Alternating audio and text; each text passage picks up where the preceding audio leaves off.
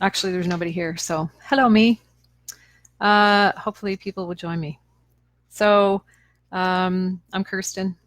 This is day 9, and I have 2 different quotes that I'm going to talk about today. And one of them is a quote from Ghandi, and it is, "Peace is not the absence of conflict, but the ability to cope with it."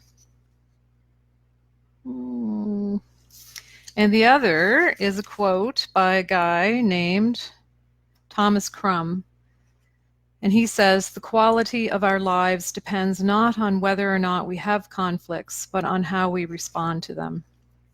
I decided to do 2 quotes because I feel like there's a connection between them. And so I just thought I'd talk about the 2 of them together. So that idea that peace is not the absence of conflict, I really like that. I do believe that conflict is not something that we can totally avoid, that we want to totally avoid. I think that, like Thomas Crum, who, by the way, is a martial arts expert and a popular corporate speaker. So I believe that, it's not about trying to eliminate conflict. It's not about trying to keep conflict away from us. It is really about figuring out how do we respond to conflict in a way that feels good, that feels like it's being done in a way that helps us to get our needs met. I do think, I tend to think of conflict maybe a little bit differently than other people, and I might describe it or define it in a different way. I don't necessarily think of conflict as that big, messy, nasty thing. I think of conflict as a difference. And there are things that you can do to avoid getting to that place where it's that big, messy thing.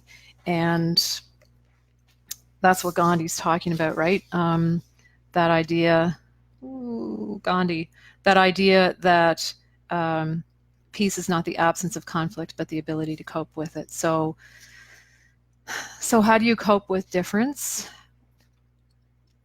First of all, I think you do it quickly, immediately. There's some immediacy to these skills that really help you to maybe feel like you have that absence of conflict in the way that maybe most people define it. If you wait and you avoid or you accommodate or you pretend it's not happening, if you try to pretend that the conflict doesn't exist or that it doesn't bother you, then that's when it starts to build up to that place where it becomes the messy, nasty thing that most people think of when they think of conflict. If you can use the skills to prevent, if you can use the skills to address immediately when it's in that place where it's more easily dealt with, then I feel like you can have that sense of peace, right? That Ghandi is talking about. So that sense that there's peace in your life doesn't mean it's an absence of conflict, but when you can deal with it in an effective way, it really does feels like peace in your life, right? So what Thomas Crum talks about, the quality of our lives depends not on whether or not we have conflicts, but on how we respond to them. I really do feel like these skills that I've been practicing for the last 20 some years have helped me to feel like I do have quite a peaceful life. And I was reflecting on this in one of my first Facebook Lives, I think, that thinking back to the way that I dealt with conflict in my teenage years, in my young adulthood, really was very much compete or avoid. And there were some times where relationships ended or jobs ended, and I convinced myself that I was right, and that it was those people were wrong, or that job was wrong, or that boss was unreasonable, or whatever it was, right? We can convince ourselves. But really, I just didn't know how to manage conflict. And once I learned how to do that, I feel like not saying that I don't have conflict, because I think it's a normal and natural thing in our lives to have that. So, and you've heard me talk about the fact that when we avoid conflict, we're also avoiding opportunities for making things better. We're avoiding opportunities for innovation and creation, I think. So, yeah, when I think about where would I be without these skills, what would my life look like? I do feel like it would be a lot less peaceful, and I do feel like these skills really have changed the way I move through the world.